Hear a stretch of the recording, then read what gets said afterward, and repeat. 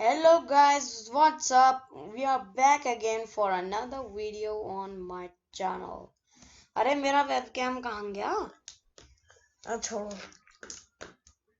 वो दोनों वेबकैम चला गया। हम क्या करने, हमें तो बस रिएक्ट करना है। खैर आपको मेरी आवाज तो बस आ रही होगी। तो अभी हम क्या कर रहे हैं, अभी हम रिएक्ट करेंगे। हम हिंदी डिटेल्स को रिएक्ट करेंगे। चलिए शुरू करते हैं। रिया को पता चलता है कि जंगल के अंदर एक पुरानी हवेली में बहुत सारा खजाना छुपा हुआ है। रिया अपने बैग में भूल-भुलैया साइंटिस्ट की दी गई प्लास्टिक गन रख लेती है और नक्शे की मदद से पुरानी हवेली तक पहुंच जाती है। अब हवेली के अंदर जाने के लिए उसे 3 दरवाजे दिखते हैं, लेकिन वहां पर साफ साफ लिखा हुआ था कि अगर गलत दरवाजा चुना तो पूरी की पूरी हवेली धरती के अंदर समा जाएगी। रिया सोच में पड़ जाती है कौन सा दरवाजा लेना है, क्योंकि कोई भी हिंट नहीं मिल रही थी और गलत दरवाजा लिया तो हवेली जमीन के अंदर चले जाएगी। लॉजिकल आर्मी, क्या आप बता सकते हैं अब रिया हवेली के अंदर कैसे जाएगी? सोचिए।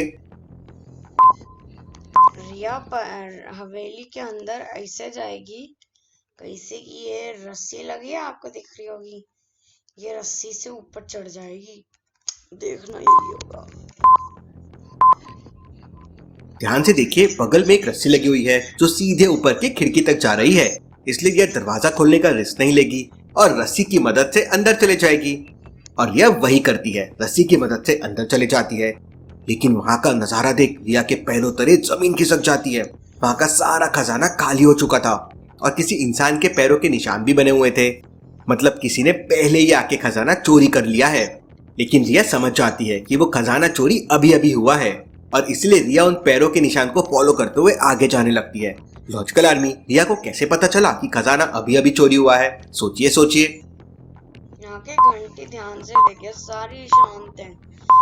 तो और ये वाली हिल गया, तो मतलब ये ध्यान से देखिए, जहाँ जो जा रहा होगा वो जाते जाते घंटी से टकरा गया होगा। रिया खड़ी हुई है, वहां से बाहर जाने के लिए सामने की तरफ सीढ़ियां बनी हुई हैं और सीढ़ियों के पास में बहुत सारी घंटियां लटक रही है, लेकिन उनमें से बस एक घंटी मूव कर रही है।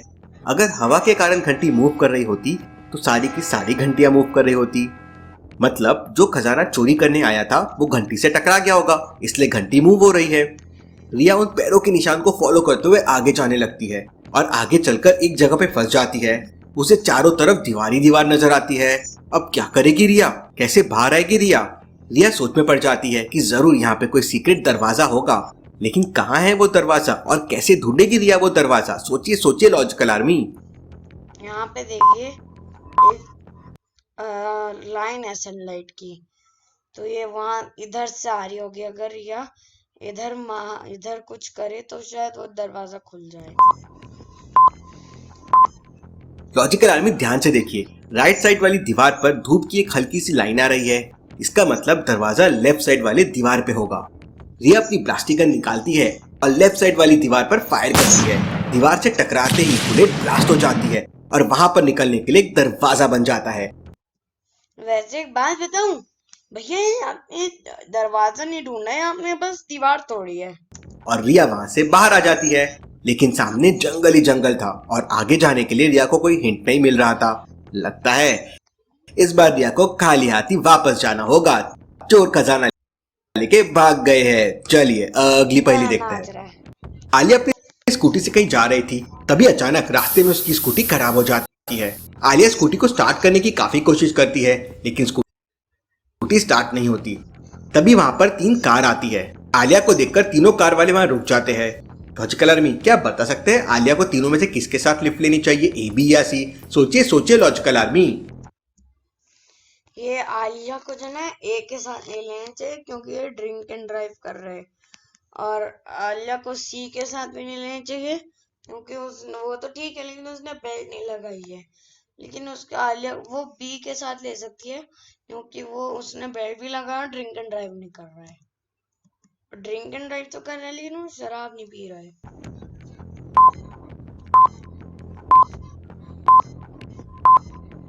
आलिया को दूसरे वाले से लिफ्ट लेनी चाहिए, क्योंकि उसने सीट बेल्ट लगा के रखी है। तीसरे वाले ने सीट बेल्ट नहीं लगा के रखी है और पहले वाले के कार में देखिए शराब की बोतलें पड़ी है, शायद वो ड्रिंक एंड ड्राइव कर रहा हो।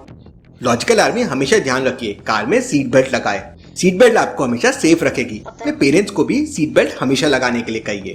चलिए अगली पहेली देखते हैं। राज आधी रात को मेहुल के पास कॉल करता है और मेहुल से कहता है कि बहुत सारे डाकुओं ने उसके घर पे हमला कर दिया है और वो लगातार फायरिंग कर रहे हैं, आप जल्दी से यहाँ आ जाइए। मेहुल तुरंत अपनी गन लेकर राज के घर पहुंच जाता है। मेहुल घर के अंदर जाता है तो देखता है कि सारे कांच टूट चुके थे और फिर राज मेहुल को आके बहुत सारी बुलेट दिखाता है क्योंकि डाकुओं ने उसके घर पे बहुत सारी फायरिंग की थी। मेहुल घर को अच्छे से देखता है और समझ जाता है कि राज झूठ बोल रहा है। कैसे लॉजिकल आर्मी? मेहुल को ऐसा क्यों लगता है कि राज झूठ बोल रहा है, क्या आप बता सकते हैं? आई थिंक ये आंसर हो, क्योंकि ये बहुत बार मैंने देखा है इनकी पहेलियों का यही आंसर होता है कि ये जो खिड़की टूटी है इनके शार्ट्स अंदर क्यों नहीं है। अगर मान लो बाहर से टूटी है तो अंदर ही तो आने चाहिए शार्ट्स, अंदर क्यों नहीं है, बाहर हो वो अंदर क्यों नहीं है, तो मतलब वो अंदर से तोड़ी गई है।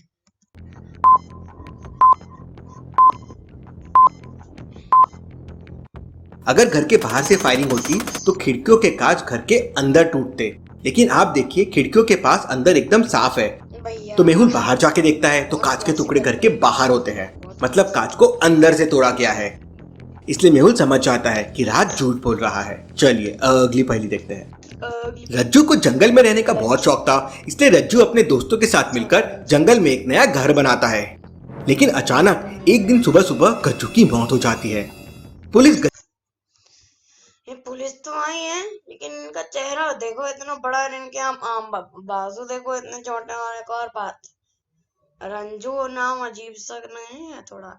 और अगर अगर किसी का नाम रंजू हो, कोई देख रहा हो, सॉरी प्लीज, सॉरी माफ कर दो ना। लेकिन एक और बात, जंगल में घर है, आप लोग का कहा जंगल में घर है और आप जंगल में ही बाहर सोओगे तो आपकी मौत नहीं होगी क्या? गज्जू के बाकी तीनों दोस्तों से पूछताछ करती है। पहला दोस्त कहता है, अबे बाबूराव के औलाद, सर सुबह सुबह बहुत बारिश हो रही थी, मैं तो जंगल के बीच में बारिश में नहाने गया था, अभी अभी वापस आया हूँ। दूसरा दोस्त कहता है, सर मैं तो सुबह से जंगल में जॉगिंग के लिए गया था, अभी अभी वापस आया हूँ। तीसरा दोस्त कहता है, सर मैं दोपहर को 2 बजे तक सोता रहा, मुझे कुछ भी नहीं पता है। तीनों की बातें सुन पुलिस समझ जाती है कि तीनों में कौन झूठ बोल रहा है। तो क्या आप बता सकते हैं लॉजिकल आर्मी कौन झूठ बोल रहा है, ए, बी या सी? बी झूठ बोल रहे हैं, क्योंकि अगर वो जॉगिंग करके आया तो ये बोल रहा था बारिश हो रही है, तो वो भीगा क्यों नहीं है? बी। सोचिए सोचिए।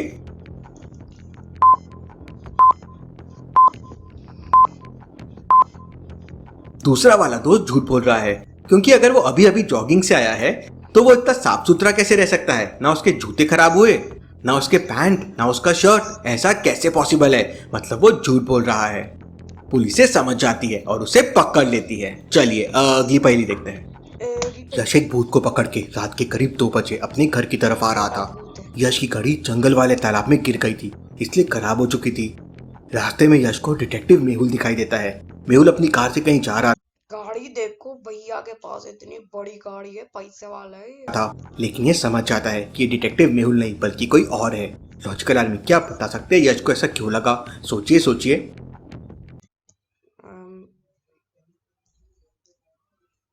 मुझे क्या पता भाई, कैसे पता है इसको? मुझे क्या पता? मेहुल के कार के पहिए को ध्यान से देखिए। कार लगातार चल रही है लेकिन उसके पहिए घूम नहीं रहे हैं। अब भला ऐसा कैसे हो सकता है? इसी से यश को उस पर डाउट होता है।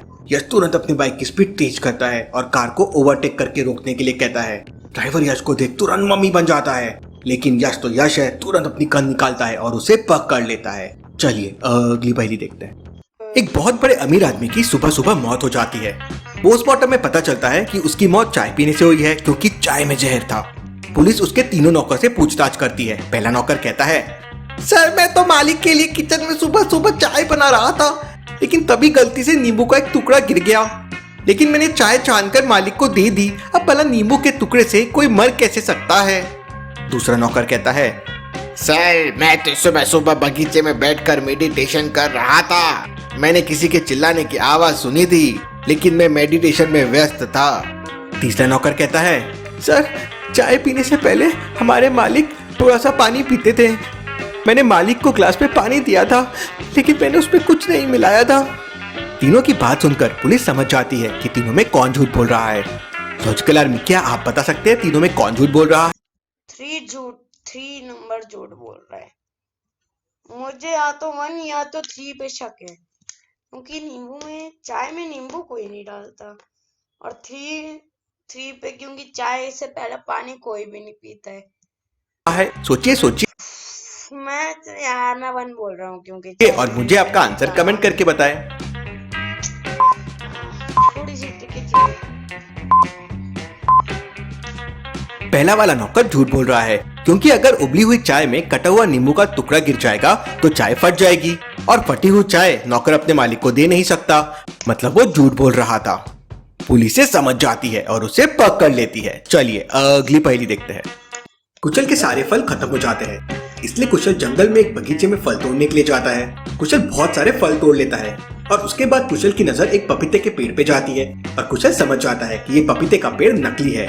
लॉजिकल आदमी, क्या आप बता सकते हैं कुशल को ऐसा क्यों लगा कि ये पेड़ नकली है? सोचिए सोचिए। इसकी ब्रांच अलग है, इसकी ब्रांच अरे इसकी लॉजिकल ब्रांच आदमी ध्यान से देखिए। वैसे तो सारे पपाया साइज में एक जैसे होते हैं, लेकिन ऊपर वाले 2-3 पपाया पक चुके हैं। अब भला ऐसा कैसे हो सकता है? क्योंकि पपाया ऊपर से नीचे नहीं बल्कि नीचे से पकना स्टार्ट करते हैं। इसका मतलब ये पेड़ नकली है। कुशल ये समझ जाता है। चलिए अगली पहेली देखते हैं।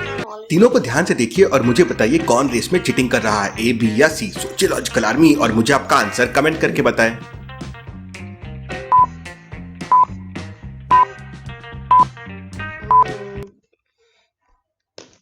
कौन चीटिंग कर रहा है, ये कैसे पता होगा?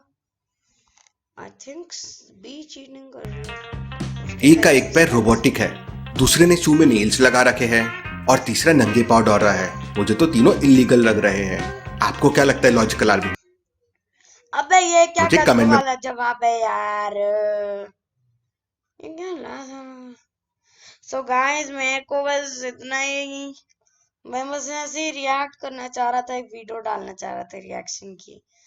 सो या मजा आया रिएक्ट करके यार ना, मतलब ये लास्ट वाला आंसर तो मतलब बिल्कुल भी मतलब, तो जो है मैं जो है इस वीडियो में मतलब हम मिलेंगे नेक्स्ट वीडियो में। Bye bye.